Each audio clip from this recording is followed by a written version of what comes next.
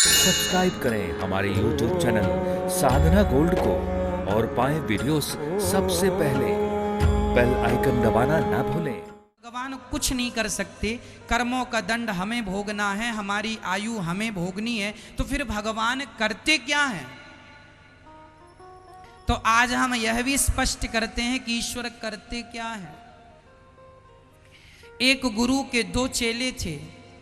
एक चेला वैश्या के घर जाकर उसका मुजरा देखता और दूसरा सत्संग में जाकर सत्संग करता। एक दिन सत्संग करने वाला लौट रहा था चेला, उसके पांव में लोहे की कील घुस गई और वह वैश्या के घर से जब लौटा दूसरा, उसे रास्ते में सोने की थैली मिल गई, सोना मिल गया। अब जिसके पांव में कील लगी वह दौड़ा दौड़ा गुरुजी के पास, गुरुजी गुरुजी, वह वैश्या के घर जाता था तो उसे सोना मिला और मैं सत्संग में आया तो मुझे लोहे की कील मिल गई, क्यों? तब कहा भगवान ने कि देखो,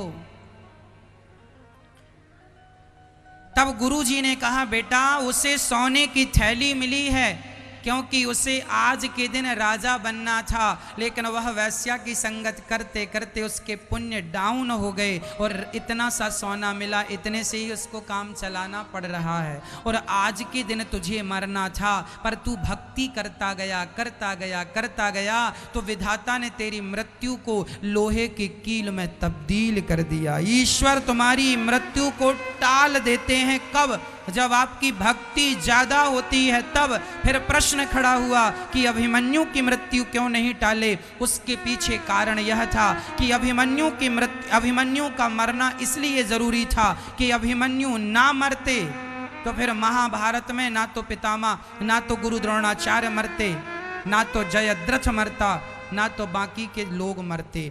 अभिमन्यु की मृत्यु में कौरवों ने अपनी मर्यादा का उल्लंघन कर दिया था।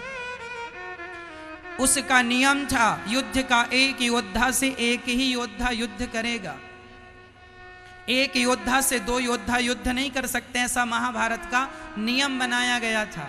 जो योद्धा तलवार लिया है, धनुष लिया है, उसी से युद्ध करना। जिसका हाथ जो निहत्था है उस पर भी प्रहार नहीं करना। जो रथ से नीचे हो गया है उस पर भी प्रहार नहीं करना। लेकिन अभिमन्यु के साथ 7-7, 8 योद्धाओं ने एक साथ युद्ध किया। जो युद्ध के नियम थे सारे नियम कौरवों ने तोड़ दिए और नियम तोड़ करके अभिमन्यु को मार डाला। जब तुमने धर्म का उल्लंघन किया है कौरवों ने, तो फिर क्या हुआ? जब दानवीर कर्ण जब उनका रथ का पहिया आखिरी समय जमीन में धंस गया और उसे उठाने के लिए जब कर्ण नीचे उतरे, तब अर्जुन ने बाण चलाने से मना कर दिया। कृष्ण भगवान ने कहा अर्जुन बाण चला और इस कर्ण को मार डाल। अर्जुन ने कहा युद्ध का नियम है कि जो रथ से नीचे होता है उस पर बाण नहीं चलाना। तब भगवान कृष्ण ने कहा अर्जुन, क्या ये नियम केवल तुम्हारे लिए है? क्या इन लोगों के लिए ये नियम नहीं था? जब अभिमन्यु रथ के नीचे था तो वहां पर ये कर्ण भी थे, क्या इनका ज्ञान नहीं था? क्यों इन्होंने उस पर प्रहार किया? जब इन्होंने धर्म का पालन नहीं किया तो अधर्मी को अधर्म से मार देना ही धर्म होता है। जो जैसा किया है वैसा भोगे। तुमने धर्म का पालन नहीं किया तो हमसे अपेक्षा ना रखना, हमसे उम्मीद ना रखना कि हम धर्म का पालन करेंगे। इसलिए धर्म सबके लिए होता है। यदि तुम धर्म का पालन करोगे तो तुम्हारे साथ भी धर्म का पालन होगा, और तुम धर्म का उल्लंघन कर दोगे तो ये मत अपेक्षा रखना कि सामने वाला, फिर तुम हमें ना पाठ पढ़ाना कि ये धर्म नहीं है महाराज। अब कर्ण की हत्या हुई, ऐसे गुरु द्रोणाचार्य की हत्या हुई। गुरु द्रोणाचार्य ने अपने अस्त्र शस्त्र गिरा दिए, तब जाकर सिर काट दिया गया। क्यों? अस्त्र शस्त्र जिसके हाथ में ना हो उस पर बाण नहीं चलाना, उस पर तलवार नहीं चलाना, ये युद्ध का नियम था।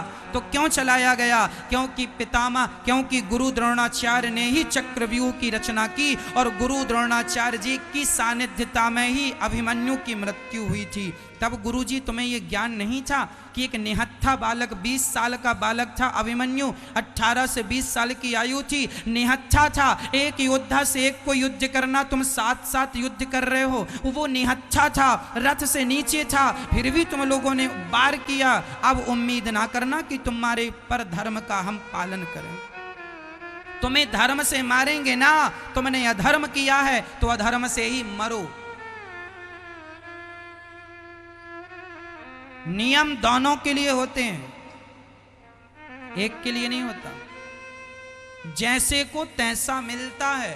कहते हैं ईश्वर के घर देर है, अंधेर नहीं है, इसलिए प्रार्थना करता हूं तुम गलत ना। पितामह जैसे लोग गलत किए हैं ना, तो उनको भी बाणों की सैया मिली है, तो तुम गलत करोगे तो बचोगे नहीं। इसलिए जमाना नियम तोड़ता हो तोड़ने देना, जमाना झूठ बोलता है बोलने देना, तुम ना बोलना। क्योंकि यदि हमने झूठ बोला तो वही झूठ हमें एक दिन मार डालेगा। गुरु द्रोणाचार्य के उस निर्णय ने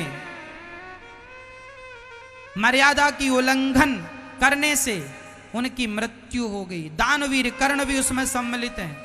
और तो ठीक,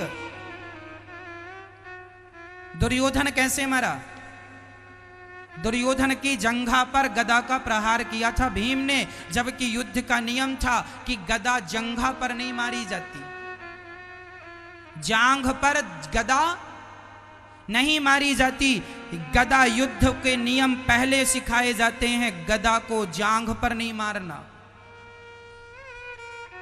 पर भीम भैया ने जांघ पर मारा, तो क्या भीम भैया तुम अधर्म नहीं कर रहे हो? ये प्रश्न किया था बलराम जी ने। बलराम जी के चेला थे ये भीम और दुर्योधन। गदा युद्ध किसने सिखाया है दोनों को? बलदाऊ भैया ने। बलराम जी आ गए, भीम भीम तुम गलत कर रहे हो। क्या गलत कर रहे हो? इसे जांघ पर क्यों मार रहे हो? जांघ पर तो मारना युद्ध के खिलाफ है, नियम नहीं है। तुम युद्ध का नियम तोड़ रहे हो, गलत कर रहे हो, पाप कर रहे हो। तब भगवान कृष्ण मुस्कुराते हुए आ गए, वाह दाऊ भैया, आज बड़ा धर्म का पाठ पढ़ा रहे हो कि गदा में जांघ पर गदा नहीं मारते।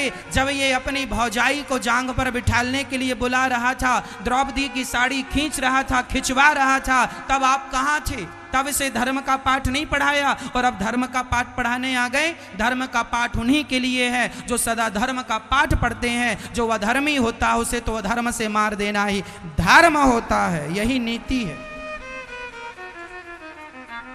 कहाँ थे आप जब भरी सभा में द्रौपदी को ये कह रहा था कि मेरी जंघा पर आके बैठ जाओ? यही तो था दुर्योधन, इसी ने बोला था कि मेरी जंघा पर आकर बैठ जाओ।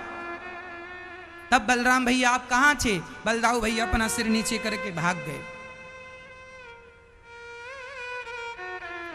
नियम यदि है तो सिर्फ हमारे लिए है, ऐसा नहीं है, तुम्हारे लिए भी है। इसलिए कहा करता हूं, किसी के साथ तुमने गलत किया होगा। द्रौपदी के साथ गलत किया था दुर्योधन ने, देर सवेर उस कर्म का दंड मिला कि नहीं? फिर यदि दुर्योधन और पितामह भीष्म और गुरु द्रोणाचार्य जैसों को कर्म दंड भोगने पड़े तो तुम्हें और हमें कर्म दंड नहीं भोगने पड़ेंगे? ईश्वर की लाठी में आवाज नहीं होती, बच के रहना। हिसाब होगा, शायद हिसाब दे भी ना पाओ। ये जो आप लोग गलत करते हो ना, बात बात पर झूठ बोल देते हो, धोखा करते हो, अहंकार करते हो, इन पापों का पूरा हिसाब किताब वहां चल रहा है। इतने ही पाप करना मेरी माँ जिनकी सजा तुम आसानी से भोग सको, इतने ना कर लेना कि तुमसे भोगा भी ना जाए। हम तो कहते हैं करना ही मत गलत काम।